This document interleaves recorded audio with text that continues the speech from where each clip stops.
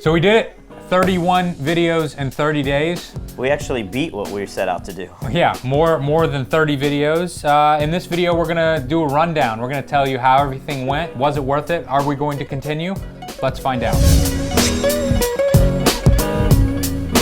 So how do you feel like overall this project was? Was it as extreme and as tiring as you thought it would be? No, it was actually pretty easy from my standpoint. I don't know how you feel about it. You were really worried. You were like, I don't want to do this. I'm Right. going to be working 20 hours a day.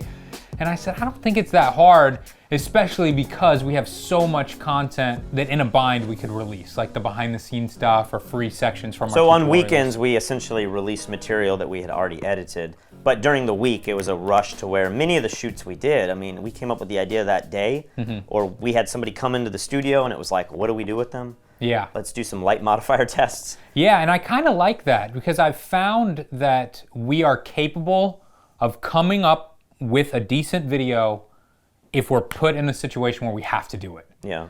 And I feel like so much time is wasted in our office of us just kind of talking about making these videos. We've been talking about doing that every photographer ever video. With the bag. With the bag.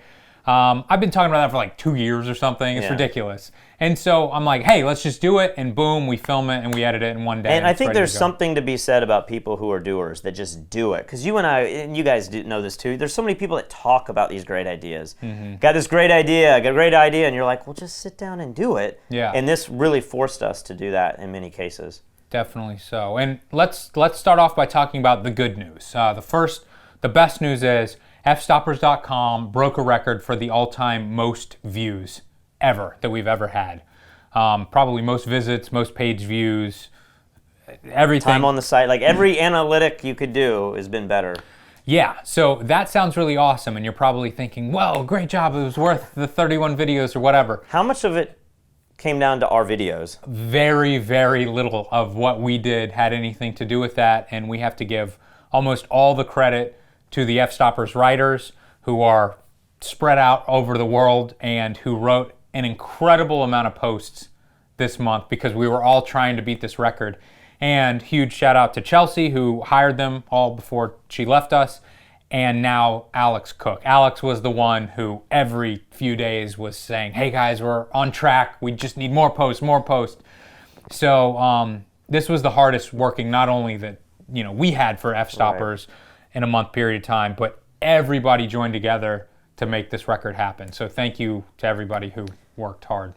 In terms of the analytics on our videos, That's where things start to get a little depressing. Yeah. I was hoping, just because I see so much crap on YouTube that'll have hundreds of thousands or millions of views. I've been watching people with, they have like bodybuilding sites, and it's like, I started my channel in December, 2 months ago, and they have more followers than us, and I'm like, their content is just commentary. It's not even good It's content. not really original content at all. Yeah, and it's like filmed on an iPhone or whatever. So I thought, okay, it's because we're not posting enough, and YouTube is not showing our videos to enough people for potential clicks. So if we could do 30 videos or 31 videos in 31 days, we're going to see an exponential growth in subscribers and in views. And although I think we got a bump, Yeah, we definitely had a bump. it was not exponential.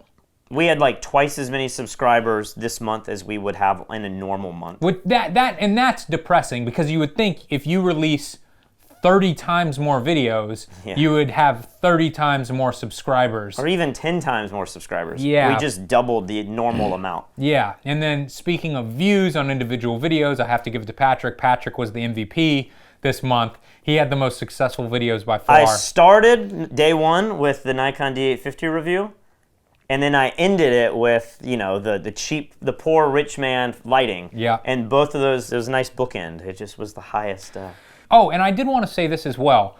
We had a massive improvement in engagement on YouTube and on fstoppers.com. The most comments we have ever had on fstoppers.com. So thank you all who commented on not just our posts, but everybody's posts. That was fantastic. And then the YouTube, yeah. So much nicer comments. Like normally it's like, kill yourself, idiot. It's like that's like the number one comment. Why do you think that was just because we were putting out content? I think with the 30 for 30, maybe it was just we were honest and we were meeting people every day and we were joking and, you know, giving each other a hard time. And so people got to know us a little bit more. I don't know. But thank you all for commenting. If that's the least that you do, that actually means a lot to us, and it shows us that we're doing a good job and you like what you're doing. But this was by far the most positive month that we've ever had from the community overall. What I think is interesting is I think we've come across a couple ideas that we might do more of, like the every photographer ever. Yeah, we got to do some more spoof more ideas videos. there. And then the whole like competitive thing is kind of cool. Somebody shows up in our studio and let's just pick something out of a hat, and whatever it is what we're going to do. So I think you'll see more of those videos. I really enjoyed those. And the reason why I like those is even if there's a failure, like normally if we try to make a video and it's a failure, you guys don't see it. Yeah. But with the competition videos, if it's a failure, that's almost more interesting. Right. So no matter what, we're guaranteed to come away with a video when we do those competition type videos. So yeah, I want to do some more of those in the future. Let's talk about the future. Are we going to continue doing a video every single day for February? I think the immediate future, I don't think we're going to do a video every day. I can't imagine doing that. But I do like an idea of maybe 1 video to 3 videos a week. I feel like that's manageable. I think 2 to 3 videos a week is good, especially when you consider that we still have so much other content that's already ready. Like we could the probably do a behind-the-scenes video or stuff. 2 a week just with stuff we already have. Easily.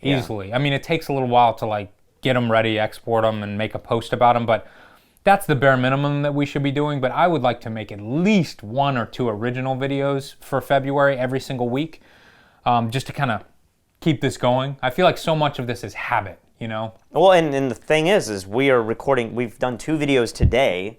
I don't know if we'll have a day without a video on our channel. Maybe, maybe not. If we get this out today. Yeah, I'll get this out We today. are just rolling right into February. So even if we don't intend to do a video every day, it could turn into being more content than we even are saying right here, right now. Yeah, so basically, I'm not sure that we have a clear answer of like how successful January was. I don't regret doing it. I'm very happy that we did it. I can put a dollar amount on it. Oh, okay. You wanna get really depressing here. We made, I believe, as of 3 days ago, we made $400 more on our YouTube channel. From January versus what we made in December. Yeah, so you might say $400. That's great. Like it's hardly even a difference. Oh my gosh! Like if we don't even pay ourselves, and let's say all of our gear and everything is totally free, but we have to pay David to sit here and press the record button and sit there, we lost a lot of money in January by making these videos. Yes. Now I was hoping that we could say, oh my gosh, we have so much growth. We made so much money in ad revenue on YouTube that like, we don't even really have to make these tutorials anymore and sell them, because now we can make all these free videos on YouTube and we're going to be just as successful. Not the case. No. There's no way that F-Stoppers can sustain itself with ads alone as it is right now with all of the employees that we have, and there's no way that we can sustain ourselves with YouTube. YouTube videos are almost worthless. Like we might lose money. For those who with don't YouTube know, videos. for every 1,000,000 views you get, you make $1,000. Oh yeah. So if you think that you're going to just suddenly make tons of money every month making YouTube content, you're going to have to produce videos that get 1,000,000 views over and over and over again. So I know for me personally, like this was an incredibly fun experience because it got a lot of people in front of my camera. I mean, we had the snow day and nobody was in the office and I had to go out and just film something. It was all shot on the iPhone. Yeah. And that was at the beginning. It really made me like kind of worried because I thought like, am I gonna be able to produce content every day when I have no help? But looking back now, I mean, I got some cool pictures. I don't know if anything's like portfolio worthy, but it got me in the habit of shooting, making my own stuff, being creative, being a doer instead of somebody who just says, you know, I have ideas. And so for that reason, I would encourage everybody to set some sort of, you know, competition or goal like this to push yourself into, you know, to make content. And who knows, maybe you're going to come up with something that is portfolio worthy, or you come up with some little thing that you found that then becomes a career-changing moment where, oh, I'm just going to shoot things like this. And it was all because of, you know, personal projects. So, guys, that wraps everything up. We had some positives and we also had some negatives for the month, but overall, I think we're very glad that we did it, and we're going to try to keep producing more content for you guys on a regular basis. Not every single day, but much more often than we were. But if you like the content we make, subscribe below. Please, Got to subscribe to the please. YouTube channel, and then head over to fstoppers.com. We have content like this every single day. And if you really want to support us, the way that we can really afford to keep the lights on here is the tutorials that we sell on fstoppers.com/store. We just released a new one on product photography with Brian Rogers. He absolutely kills it. It's a 13-hour tutorial on everything you could possibly want to know in that genre, and he's an incredible photographer, so check that out too.